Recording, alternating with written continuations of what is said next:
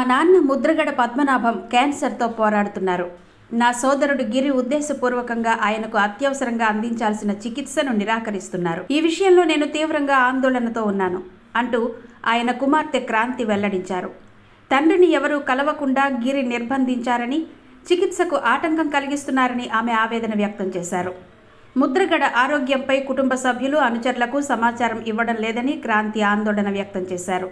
ఇటీవల వెన్నుపోటు దినం కార్యక్రమంలో ముద్రగడ పాల్గొనలేకపోయారంటూ లేఖను విడుదల చేశారు.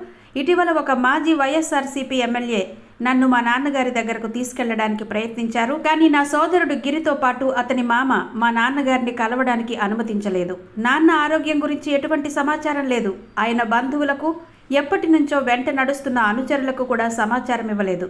గిరితో పాటు అతని అత్తమామల సన్నిహితులు మా నాన్నను నిర్బంధించి ఒంటరిగా ఉంచుతున్నారని, ఎవరూ ఆయన దగ్గరకు వెళ్లడానికి, మాట్లాడడానికి అనుమతించడం లేదని నాకు తెలిసింది. గిరి, ఇది అమానుషం, ఆమోదయోగ్యం కాదు. మీరు రాజకీయ కారణాల వల్ల ఇలా చేస్తుంటే నాకు ఖచ్చితంగా స్పష్టంగా చెప్పాలి. నేను మిమ్మల్ని విడిచిపెట్టను. మా నాన్నగారికి సంరక్షణ అవసరం అంటూ ట్వీట్ చేశారు.